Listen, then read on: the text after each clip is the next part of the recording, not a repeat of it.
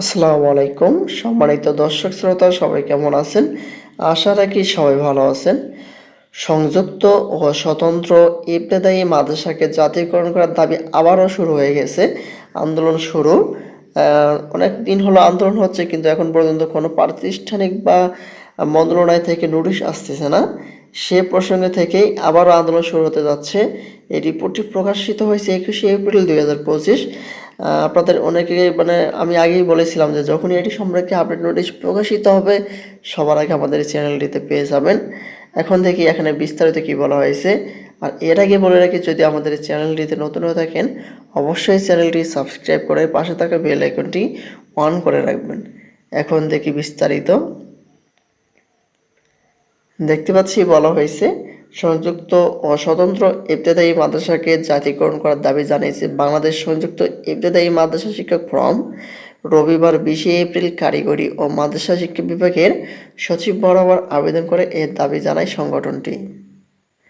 বাংলাদেশে সংযুক্ত ইবতেদায়ী মাদ্রাসা শিক্ষক ফোরামের সভাপতি মোহাম্মদ হাবিবুর রহমান ও সাধারণ সম্পাদক শাহিন শিকদার স্বাক্ষরিত আবেদনে বলা হয়, সংযুক্ত ও স্বতন্ত্র মাদ্রাসা শিক্ষকরা প্রাইমারি সমমান হয়েও দীর্ঘদিন যাবৎ বৈষম্যের শিকার হচ্ছে।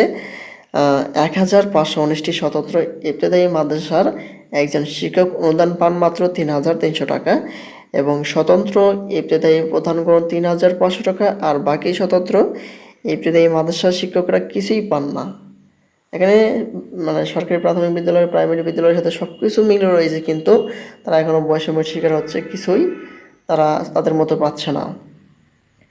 আর আরও বলা হয়, সংযুক্ত ইবতেদায়ী মাদ্রাসার শিক্ষকরা 16তম গ্রেডে 9300 টাকা স্কেলে বেতন ভাতা প্রাপ্ত হন, যা দিয়ে একজন শিক্ষকের পরিবার চালানো বর্তমান দ্রব্যমূল্যের বাজারে খুবই কষ্টকর। প্রাথমিক শিক্ষার বিকাশের সাথে যা মানানসই নয়। তাদের দাবিগুলো হচ্ছে সংযুক্ত ইবতেদায়ী সকল স্বতন্ত্র ইবতেদায়ী মাদ্রাসাকে একসাথে একযোগে জাতীয়করণ করতে হবে।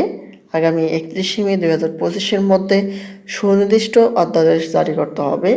আগামী অর্থবছরের শুরু থেকে অর্থাৎ জুলাই 2025 থেকে সকল শিক্ষকদের বেতনাদি সরকারি প্রাথমিক বিদ্যালয়ে নিয়মে দিতে হবে। এখানে আগামী 31শে মে 2025-এর মধ্যে যে কোনো একটি প্রজ্ঞাপন জারি করতে বলা হয়েছে আন্দোলনকারীদের দাবি।